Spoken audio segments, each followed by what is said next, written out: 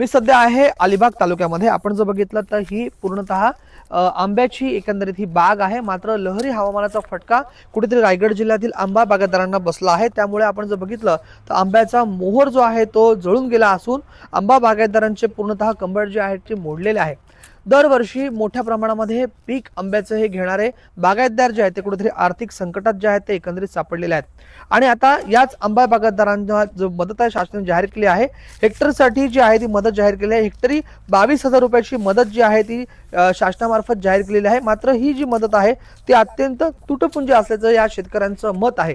एकंदरीत आपण जर बघितलं तर 85% नुकसान जे आहे ते या शेतकऱ्यांचं झालेलं आहे आणि शासनाकडून मात्र 22,000 रुपये मदत अत्यंत तुटपुंजी जी आहे ती जाहीर झाली। रायगड जिल्ह्यातलं हे अलिबाग तालुका जे आहे ते आंब्याचं माहेर ओळखलं जातं। संपूर्ण राज्यभरात नव्हे तर देशभरामध्ये या इथले जे आंबे आहेत यांची निर्यात होत असते। मात्र आता कुठेतरी जर आपण बघितलं तर आंब्याचं एकंदरीत जे पीक आहे, आंबे जे आहेत ते कुठेतरी आता आपल्याला या नुकसानीच्या छायेखाली दिसत आहेत। कुठेतरी हे जे शेतकरी आहेत हे नुकसानीच्या सावटाखाली आहेत आणि त्याचमुळे त्यांना आर्थिक परिस्थिती जी आहे ती त्यांची देखील ढासळलेली आहे।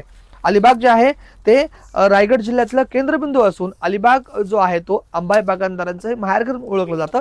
मात्र आता ते कुठेतरी तिथले जे शेतकरी आहेत ते अडचणीत आलेले आहेत। आपल्यासोबत तेजस फार्मचे शेतकरी मोकल सर आहेत। सर, एकंदरीत काय सांगाल, काय परिस्थिती सध्याची? नमस्कार, माझं नाव धनंजय कृष्णा मोकल, अलिबाग तेजस फार्म।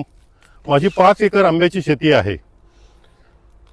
परंतु यावर्षी एवढं नुकसान झालंय, हवामान त्याच्यामध्ये आलेला बदल, उष्णता, त्याच्या अगोदर आलेली थंडी, याच्यामुळं मोहर संपूर्ण गळून गेलेलं आहे।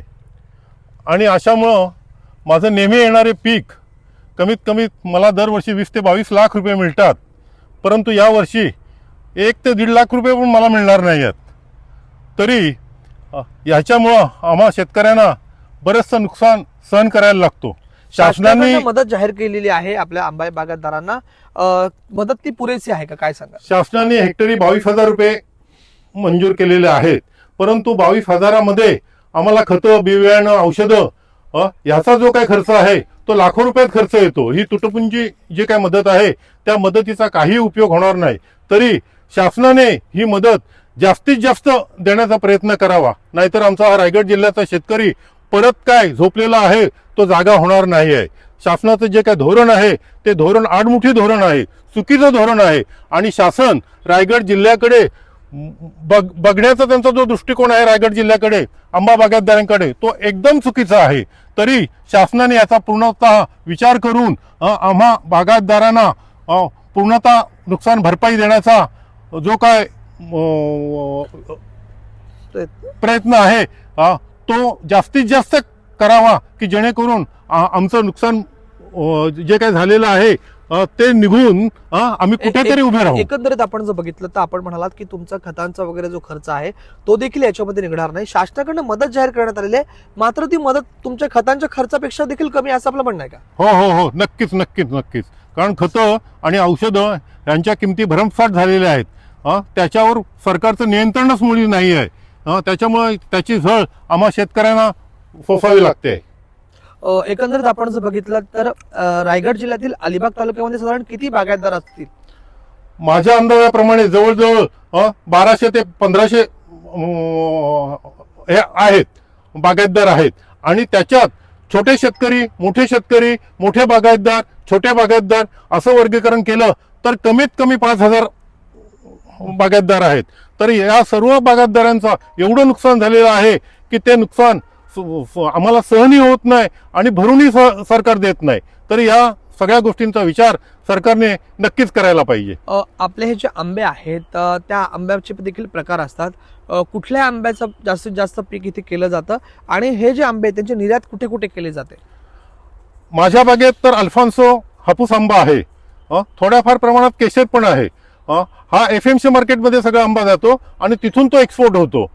त्यामुळे या वर्षी तर आम्हाला स्वतःला खायला आंबे मिळत नाही, तर आम्ही FMC मार्केटला पाठवणार कसे आणि आमचा आंबा एक्सपोर्ट होणार कसा? FMC मार्केटमधून आंबा कुठे कुठे जातो? राज्याच्या कानाकोपऱ्यात, देशाच्या कानाकोपऱ्यात, कुठे कुठे नेमकं? FMC मार्केटमधून जागतिक बाजारपेठ आंब्याला मिळालेली आहे आणि आंब्याला रायगड जिल्ह्यामध्ये पॅटर्न मिळाला असल्या कारणामुळे हा Dubai, Kuwait, America, Japan, Korea अशा ठिकाणी आंबा आणि अरब राष्ट्रामध्ये जास्तीत जास्त प्रमाणात हा आंबा जातो आमचा. एकंदरीत आपण जर बघितलं तर हे आंबा बागायतदार होते, मात्र त्यांची व्यथा त्यांनी या ठिकाणी मांडलेली आहे. जगाच्या कानाकोपऱ्यामध्ये पोहोचणारा अलिबागचा हा हापूस आंबा जो आहे तो यावर्षी मात्र या जगाच्या कानाकोपऱ्यामध्ये पोहोचणार नाहीये. कारण का या आंब्यादारांचं आहे ते बदली हवामानामुळे, लहरी हवामानामुळे अतोनात जे आहे ते नुकसान झालेलं आहे. आता शासन याकडे कसं पाहतंय आणि जी मदत आहे तुटपुंजी दिलेली मदत ही वाढीव देते का, हेच खरं पाहावं लागणार आहे. राजपान, टीव्ही मराठी, अलिबाग, रायगड.